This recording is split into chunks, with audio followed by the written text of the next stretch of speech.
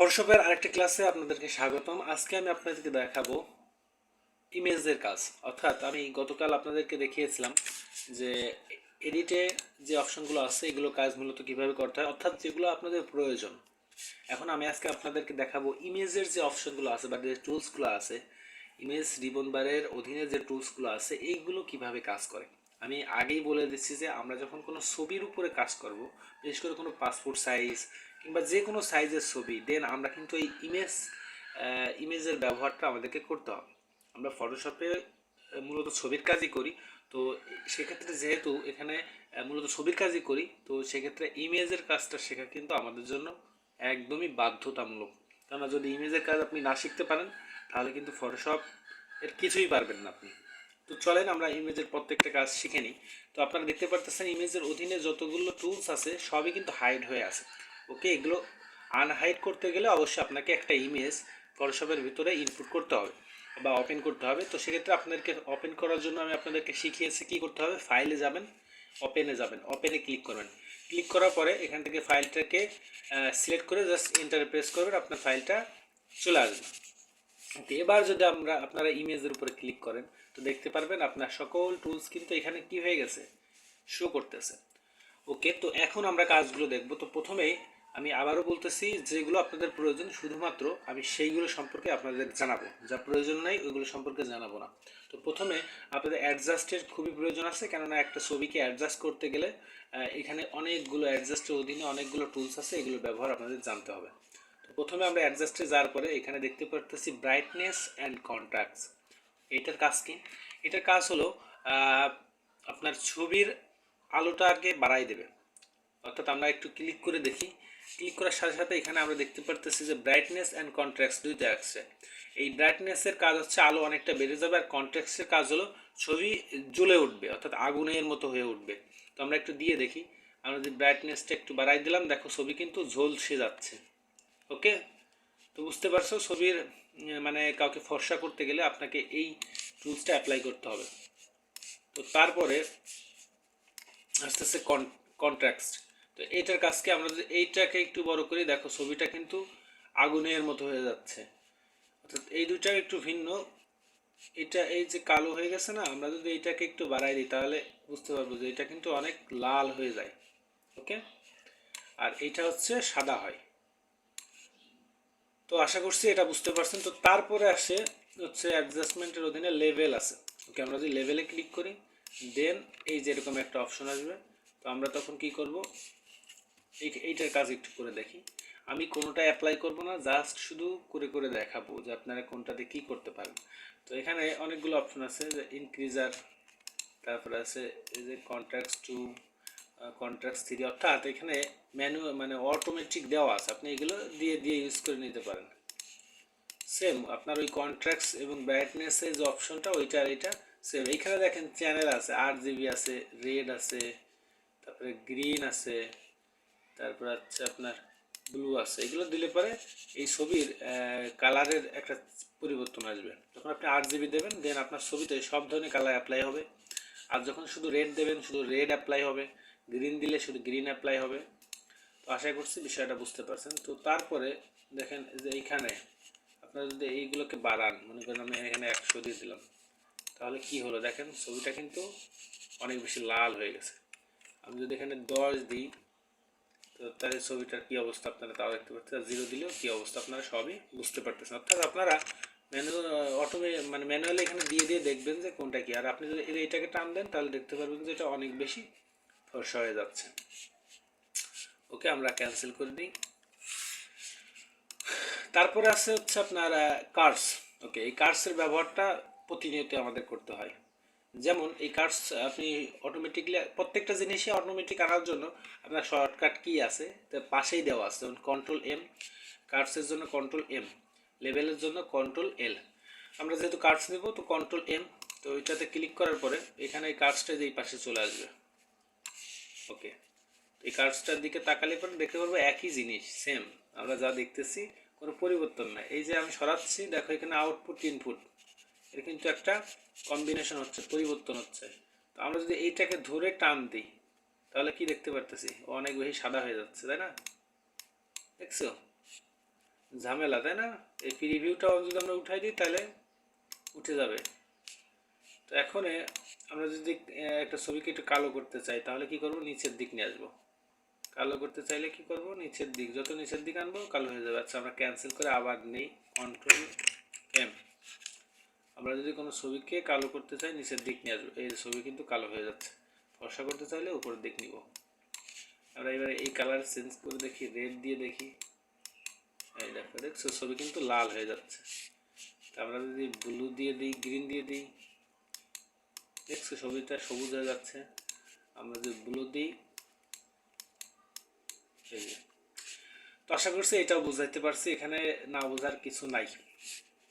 তারপরে ইমেজে অ্যাডজাস্টমেন্টে এক্সপোজ আছে, সেম এখানে যতগুলো এই যে চারটা অপশন এদের কাজ সেম। এক্সপোজে যাওয়ার পরে এখানে এই যে আপনি যদি এগুলো বাড়াই দেন তাহলে অনেক সাদা হয়ে যাবে, এটা বাড়াইলে পরে একটু গোলাটে হবে, এটা বাড়াইলে পরে কালো সাদার কম্বিনেশন। ওকে, যাই হোক। তারপরে ইমেজ অ্যাডজাস্টমেন্ট ভাইব্রেন্স। ওকে, ভাইব্রেন্সে ক্লিক করলে কী হবে দেখেন, এটা খুবই ভালো। এটা হচ্ছে আপনার ছবিটা অনেক অনেক সুন্দর ক্লিয়ার আসবে। এটা আমি অনেক সময় করে থাকি। তো আপনারা যদি এটা দেন অনেকটা লাল হয়ে যাবে। ওকে, মানে অতিরিক্ত কালার চলে আসবে ছবিতে। এই ভাইব্রেন্টের কাজ হচ্ছে ছবিটা কালার দেওয়া। তো আপনি যখন কোনো প্রাকৃতিক দৃশ্যের ছবিকে এডিট করতে যাবেন দেন আপনি এই ভাইব্রেন্টটা একটু বাড়াই দেবেন, আর এটা বাড়াই দেবেন, দেখবেন ছবিটা মনে হবে যেন বাস্তব। ওকে, যাই হোক, আমি এটা উঠাই দিলাম। তো তারপরে হচ্ছে আপনার এখান থেকে হাজ অ্যান্ড হাই, তো এটাতে ক্লিক করলে এখানে বিভিন্ন কালারের কম্বিনেশন, কোন কালার নিতে চাচ্ছেন এই যে আপনি করলে পরে বিভিন্ন কালার হয়ে যাবে ছবিটা। যে কালার আপনি নিতে চান এখান থেকে করবে। আসলে মূলত এটা কেউ করে না, কারণ কালারের প্রয়োজন হয় না ছবিটা। তারপরে হচ্ছে ওইটা প্রয়োজন হয় ওই যে প্রাকৃতিক কোনো দৃশ্যের উপর, ওইটা অ্যাপ্লাই করা যায়। তারপর হচ্ছে কালার ব্যালেন্স, এটাও সেম। এখানে কালার ব্যালেন্স আর ওই হাই এক দেখার দরকার নাই। ও তারপরে আছে আপনার ব্ল্যাক অ্যান্ড হোয়াইট। এটা খুবই গুরুত্বপূর্ণ, অনেক সময় আমাদেরকে ছবি সাদা কালো করতে হয়। তো সেক্ষেত্রে আপনি জাস্ট এখানে ইমেজে আসবেন, অ্যাডজাস্টমেন্টে আসবেন, এখান থেকে ব্ল্যাক অ্যান্ড হোয়াইটে জাস্ট ক্লিক করবেন। তো ক্লিক করার পরে এখানে কিন্তু সরাসরি এই যে আপনার প্রিভিউ তো দেখতে পারবেন যে এটা কিন্তু কালো ব্ল্যাক অ্যান্ড হোয়াইট হয়ে গেছে। প্রিভিউটা উঠাই দিলে আগের মতো হয়ে যাবে। তো এখান থেকে জাস্ট কিছুই করার দরকার নেই, যা আছে থাক, আপনি জাস্ট ওকে বাটনে প্রেস করবেন, আপনার ছবিটা কিন্তু ব্ল্যাক অ্যান্ড হোয়াইট হয়ে গেল। তো আমাদের দরকার নাই। যাই হোক, আমি ওটা দেখাই দিলাম। তো তারপরে আছে আপনার ফটো ফিল্টার। ফটো ফিল্টারে ক্লিক করলে জাস্ট এই যে এরকম একটা অপশন আসবে। তো এটা এটা কিভাবে কাজ করে, এটা আপনি ফিল্টারিং তো বুঝতেই পারতেছেন। যেমন আমরা কোনো ছবিকে ফিল্টার করি মোবাইলের অ্যাপস দিয়ে, তাহলে ওই ফিল্টারের ভিতরে আমরা কি দেখতে পারবো, যে পূর্বের থেকে অনেকগুলো ফিল্টার রেডি করা আছে, যে ফিল্টারগুলো আমরা দেখতে পারতেছি যে এটা দেখতে এমন এরকম হবে। তো এটা আমরা আমাদের ছবিতে অ্যাপ্লাই করি, এটাও সেম।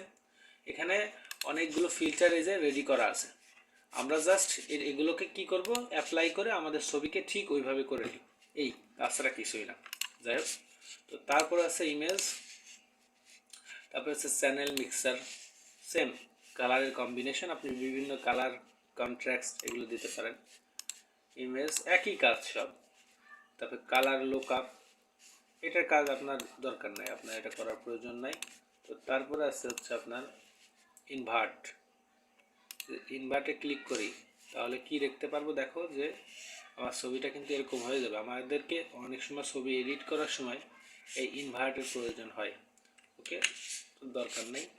তো তারপরে হচ্ছে আপনার এই যে এইটা লেভেলেরটা, আমরা যদি একটু বাড়াই দিই তাহলে কি দেখতে পাচ্ছি, যে কমাই দিলে পারে। আশা করছি আপনারা বিষয়টা বুঝতে পারছেন। তো এইভাবে আপনারা যে যে একটা করে নেবেন। তারপরে ইমেজ থেকে আমরা এখান থেকে এই সিলেক্টিভ কালারের আপনার অনেক কাজ আছে। যেমন আমরা অনেক সময় এই চুলের কালারটা আরও কালো করতে চাই, ভুরুটা একটু কালো করতে চাই, সেক্ষেত্রে আমরা সিলেক্টিভ কালারে যাই, এখান থেকে এই কালার্স থেকে ব্ল্যাকটা সিলেক্ট করব।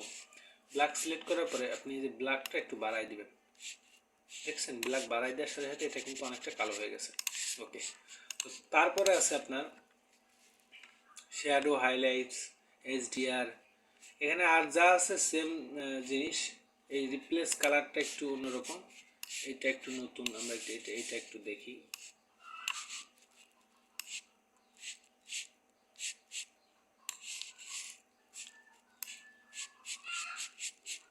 সেম জিনিস। তো আমরা দেখতে পারলাম যে এখানে ইমেজ অ্যাডজাস্টমেন্ট, এখান থেকে এই ব্রাইটনেস অ্যান্ড কন্ট্রাস্টের যে কাজ, এক্সপোর্টসের যা কাজ, তো অধিকাংশর কাজই কিন্তু প্রায় দু একটা বাদে প্রত্যেকটা জিনিসেরই কাজ সেম। তো এখানে আর বেশি কিছু দেখানোর নাই। তো এরপরে আছে অটোটোন। ওকে, এই অটোটোনের কাজকে আমরা যখন অটোটোনে ক্লিক করব, ক্লিক করার সাথে সাথে আপনার ছবি অটোমেটিকলি একটা ইফেক্ট নিয়ে নিবে। কখন নিবে? যখন আপনার ছবিটা খুব জরাজীর্ণ অবস্থা, অনেক পুরাতন হয়ে গেছে, ছবিটা নষ্ট হয়ে গেছে, দেন আপনি কি করবেন, এই এখান থেকে ইমেজে যে অটোটোনে ক্লিক করবেন। আমার ছবিটা সম্পূর্ণ ঠিক আছে, এর কারণে এর কোনো আমরা পার্থক্য দেখতে পারতেছি না। যদি আপনার ছবিটা ঠিক না থাকে, অনেক নষ্ট হয়ে যায়, দেন আপনি অটোটোন দিয়ে দেখবেন যে নতুন একটা লুক কিন্তু চলে আসবে। অর্থাৎ আপনার ছবিটা বাস্তব অবস্থায় বা প্রথম অবস্থায় যেরকম ছিল ঠিক সেরকম আসার চেষ্টা করবে। তারপরে আছে অটো কন্ট্রাক্ট। আপনি যদি অটো কন্ট্রাক্ট ক্লিক করেন, অটোমেটিক ওর কালার নিয়ে নেবে বা বিভিন্ন কন্ট্রাক্ট নিয়ে নেবে, অটো কালার, এই তিনটা জিনিস অটোমেটিকলি আপনি দিলে নিবে। তারপর আসতেছে ইমেজ সাইজ। তো আমাদেরকে তো ইমেজের একটা সাইজ দিতে হয়। তো ইমেজ যাওয়ার পরে ইমেজ সাইজে ক্লিক করব। তো ক্লিক করার পরে এই যে এরকম একটা অপশন চলে আসবে। দেন আমরা এখান থেকে কি করব, আমরা এই যে ডকুমেন্ট সাইজ, এইটা আমাদের পিক্সেলের কাজ করার দরকার নেই। এই ডকুমেন্ট সাইজে ইঞ্চির এই জায়গা আমি যেহেতু সেন্টিমিটার দিই, সরি মিলিমিটার এই, সেহেতু এখান থেকে আমার পাসপোর্ট সাইজ জন্য 38 47 রেজুলেশন 300 দিয়ে জাস্ট ওকে বাটনে প্রেস করি। তো প্রেস করার সাথে সাথে আমরা কিন্তু দেখতে পাচ্ছি এখানে কিন্তু আমার এটা পাসপোর্ট সাইজ নিয়ে নিয়েছে। এটা কিভাবে বুঝবো?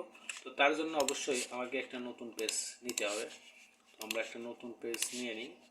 নতুন পেজ নেওয়ার পরে আমরা আমাদের এই ছবিটাকে মুভ টুল দিয়ে এখান থেকে এখানে নিয়ে রাখবো। তো আমরা দেখতে পারতেছি আমাদের কিন্তু এটা কিন্তু পাসপোর্ট সাইজের হয়ে গেছে। তো এখানে একটা সমস্যা হয়েছে। সমস্যাটা কি? আমাদের এই যে আমাদের ছবির যে ব্যাকগ্রাউন্ড, সেটা কিন্তু আমাদের এইখানের পেজের ব্যাকগ্রাউন্ডের সাথে মিলে গেছে। তো যার জন্য আমরা আসলে বিষয়টা বুঝতে পারতেছি না। তো এইবার মনে হয় বোঝা যাচ্ছে। বাট আমরা তো এইভাবে করে রাখবো না। আমাদের তাহলে কি করা উচিত? আমরা চাইলে এই ছবির চারপাশে বর্ডার ক্রিয়েট করে দিতে পারি। তো আমরা এটা অন্য ভিডিওতে দেখাবো, আজকে আর দেখাচ্ছি না।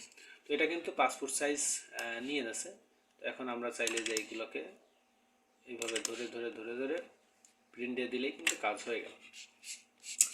ওকে, তো তারপরে হচ্ছে ইমেজ সাইজ তো দেখালাম। ক্যানভাস সাইজ, ইমেজ রোটেশন, আপনি ইমেজকে বিভিন্ন কায়দায় রোটেট করতে পারেন। এই যে এখান থেকে ইমেজ রোটেশন দিয়ে ইমেজ রোটেট করে নিতে পারেন। তারপরে আছে ডুপ্লিকেট। আপনি যদি ডুপ্লিকেটে ক্লিক করেন, তাহলে আপনার এইটার একটা অনুরূপ কপি ওখানে ওপেন হয়ে যাবে। আপনি জাস্ট ওকে বাটনে প্রেস করবেন। প্রেস করার সাথে সাথে দেখেন এই যে ডুপ্লিকেট একটা কপি চলে আসে। এটা অরিজিনাল আর এটা হলো ডুপ্লিকেট। ওকে, তো তারপরে আসতেছে আপনার অ্যাপ্লাই ইমেজ। ওকে, তো আমরা দেখলাম অ্যাপ্লাই ইমেজ করার সাথে সাথে কিন্তু এখানে ইমেজের একটা পরিবর্তন কিন্তু চলে আসছে। এই যে এখানে, তো আমি দেখাইছিলাম, এটার কাজও সেম, কালারের কম্বিনেশন, বিভিন্ন কালার দিতে পারবেন। তো তাছাড়া কিছুই না। তো আজকের মূলত আমার মনে হয় আজকের ভিডিওতে ইমেজ সম্পর্কে আমাদের জানাশোনা সম্পূর্ণ শেষ, আর কিছু জানার নেই। আমি যতটুকু দেখাইছি আপনাদের, এই যে এখান থেকে অ্যাডজাস্ট থেকে শুরু করে এই যে অ্যাডজাস্টের যতগুলো কাজ আছে, এখানে অটোটুনের যতগুলো কাজ আছে, সেম আপনার ছবিকে আপনি কিভাবে একটু দেখতে ভালো দেখা যায়, কিভাবে কন্ট্রাক্ট করা যায়, কিভাবে ব্রাইটনেসটা বাড়ানো যায়, সেম এইটুকুই। আর এইখানে একটা নতুন কাজ, সেটা হলো ইমেজ সাইজ, যেটা আমি আপনাদেরকে দেখাই দিছি। তারপরে ইমেজ রোটেশনটা, এটাও দেখাইছি। তারপরে আপনি চাইলে ডুপ্লিকেট কপি করতে পারেন। এই তাছাড়া আর কিচ্ছু নেই এখানে। আর সেরকম যে কাজটা আপনাকে প্রতিনিয়ত করতে হবে বা যে জিনিসের ফেস করতে হবে, এটা নেই। সো যে বিষয়গুলো আমি আপনাদেরকে দেখালাম, যদি আপনারা বুঝে থাকেন, অবশ্যই আপনাদের কাজে লাগবে। তো গাইস, এখনও যারা আমার চ্যানেলটাকে সাবস্ক্রাইব করেন, অবশ্যই সাবস্ক্রাইব করে দিবেন। ধন্যবাদ। আমরা পরবর্তী ভিডিও করব লেয়ারের উপরে। তো এখানে লেয়ারের বেশি কিছু শেখার নেই, তারপরেও লেয়ার সম্পর্কে আমাদের ধারণার দরকার। কারণ আপনি যদি লেয়ার সম্পর্কে ধারণা না নিতে পারেন, আপনি অনেক বড় কাজ করতে পারবেন না। ফটোশপে যে কোনো কাজ আপনি যখন সিরিয়াল বাই সিরিয়াল করতে যাবেন, আপনার লেয়ারের কাজ জানতে হবে। তো গাইস, আজকের ভিডিওটা এই পর্যন্তই। ধন্যবাদ।